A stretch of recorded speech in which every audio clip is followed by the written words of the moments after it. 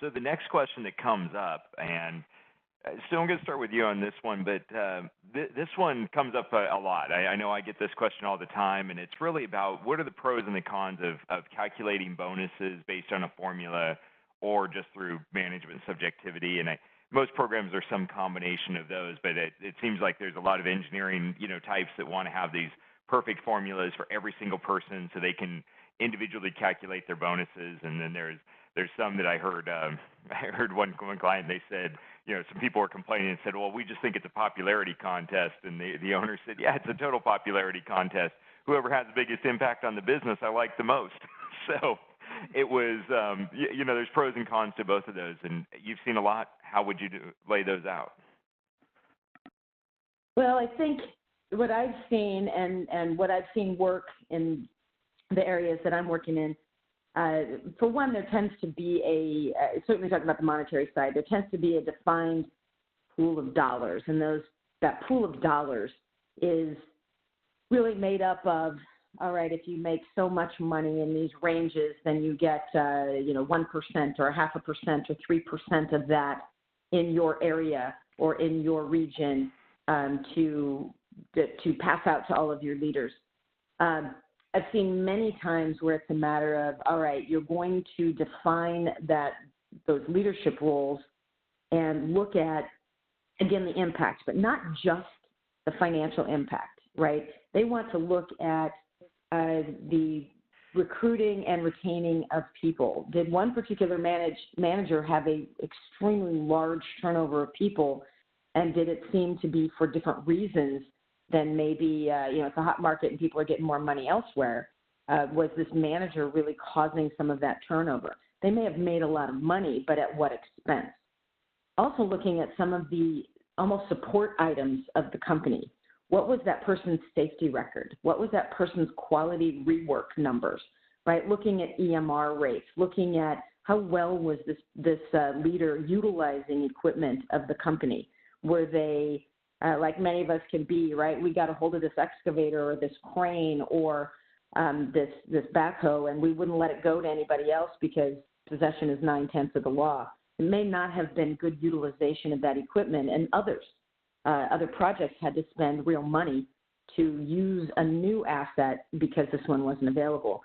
So being able to quantify things that look very subjective, but trying to quantify those things about availability of the equipment and support and how you support, again, the recruiting efforts, those types of things, tend to be available to put numbers around.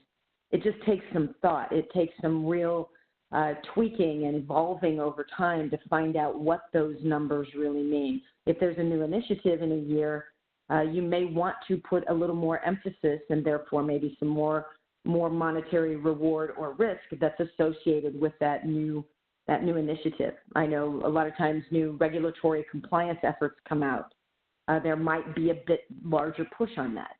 But my suggestion is to make as many things reasonably quantifiable within a range of a plus or minus, however you're grading it, a plus or minus 1 or 2, and give ranges of success, right? If you adequately manage this, you may not lose anything of an incentive, but you may not get anything either, where if you manage it extremely well, you may get a bigger piece of the pie because it's teaching you to look at all aspects of the company as opposed to maybe just those immediate things in your control. So lots of pros and cons with that, but still many ways to look at it and to make it more quantifiable than subjective. So you're saying you can't give me a spreadsheet? So one spreadsheet that works for everyone. I can give you a spreadsheet. Oh, one that works for everyone. Well, no, I can't do that, but I could give you a spreadsheet. So. Yeah, that's going to be a theme throughout. So, Courtney, because I came from the field and labor productivity is very near and dear to my heart. That's a passion that we both share on, looking at it from slightly different lenses. You do a lot of work with contractors helping put together labor productivity, planning and tracking systems and feedback mechanisms and everything.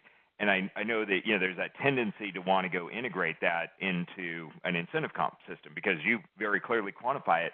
But also, I go back to some experiences and where I saw a bonus program that was put in place by many, many years ago by a different consulting firm, and it's not a comparison, good or bad. But as a contractor, it worked perfectly when times were good. But I remember, looking at a bad project, and I had like two of our, very best foremen on there and some of our very best crew members, our highest production people, and they just couldn't make the production units at all. They were, no matter how hard they pushed, they were 70-80% of what the production unit was in the bid. And I just had to do job conditions and went to litigation and all those things. And while we ultimately prevailed, the incentive comp program doesn't really, if it's all formula driven, doesn't reward that. So how that behavior of those folks going, choosing to go to a bad job. So Courtney, how do you deal with that and kind of work through that dichotomy, if that makes sense? Well, that is a fantastic question, and it comes up all the time because some of you may have had some jobs that are losers, like everybody, right? It does happen. There's conditions unknown conditions and all kinds of things that happen. And there's also some envy from other people. If I'm on a job that's great, really well defined, and the hours, dollars, production budgets are all perfect, there's never perfect, but really, really well defined and achievable and that sort of thing. And then another person on another job where conditions or whatever has caused what David talked about, right?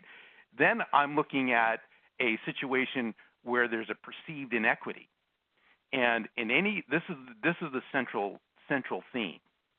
If there's perceived inequity in a compensation program, it fails. So one of the cornerstones of any compensation program that you want to work is it needs to be perceived and actually be equitable across each functional group.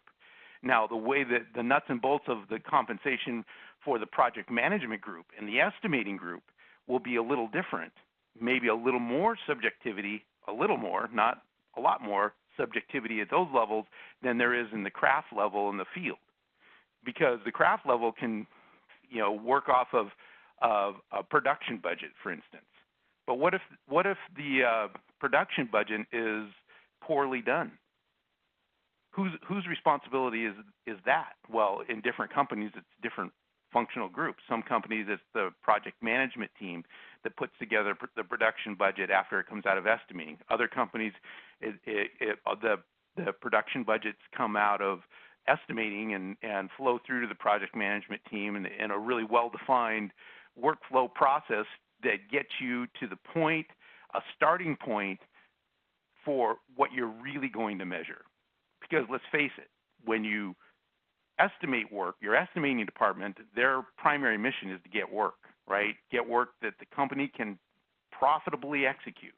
That's their goal. But they have to bid 10 estimates to get one sometimes, or sometimes more than that, sometimes less than that. It depends on your company. So a effective system really for compensation has to consider the challenges of each functional group. How do I align that with the other one, from estimating, for example, to project management, to field supervision, to craft workers, right? So the craft workers in the field, when they set production targets and they make their 3-week look ahead, they can do that based on numbers that are reasonable at the start of the job. So that might mean that I estimated a job, I was awarded the work, and let's say I had a gross margin of 20% on that work. But before we actually work in the field, you put together a team, a cross-functional team, to look at that, define the workflow, and you might actually blow up that original estimate and redo it, and it reduces your margin right out of the chute, because the production units and labor rates and whatnot were totally unrealistic for the conditions of the job. So you want to base your production on what your team really thinks the job is going to take, not what you want it to be. The truth is the truth. The truth is not what you want the truth to be. So you base your base production budget that you're going to track everything against going forward on what your team really thinks is going to happen. Hopefully that makes sense. That way, even if you have a loser job, you're incenting people to make a loser job less of a loser, if that makes sense. A winner job, a greater winner. You're incenting them to continue the right kinds of behaviors that still add value to the customer. Does that make sense? Absolutely makes sense. And I think there's a lot here, so we could talk about this for the rest of the day. But I want to bring up, if you want to go dive into a couple other terms that Courtney opened the door for, go research in social psychology, because this is ultimately what you're doing. You have a social system of your company and the team within it, and you're using these incentives to go drive better behaviors, reward better behaviors. And so look up, there's two social psychology terms. One's called procedural justice, which is people want to believe there's a fair process. So just think about the highest level, say our legal system, but they want to understand that it's a fair and due process. And you're never going to get 100% of the people in your organization to believe that, but you want to get to a tipping point. If 80% of the people believe that. So being transparent, asking yourselves the hard questions of, is our allocation of this bonus pool, is it fair? What are our procedures for doing it? Don't deviate from those and be very transparent. The second one is called distributive justice, and that's what Courtney brought up. It's this feeling of fairness. Am I getting my due? And a lot of that comes down to education. I mean, there's still, I think at the field level, I know that I had this. I mean, when you go through there and you look at the company's revenue and you don't understand there's an insane amount of line items of expenses in between that revenue line item and my compensation and my incentive compensation as an apprentice.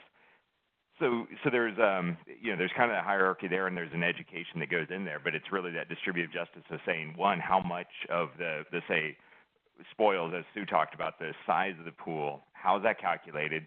Why is that a fair amount? And that gets into discussions about what else you need within the business, like working capital and things like that, and rainy day funds and such. So, anyways, distributive justice and procedural justice. You now went from being a manager to a psychologist. Congratulations. Which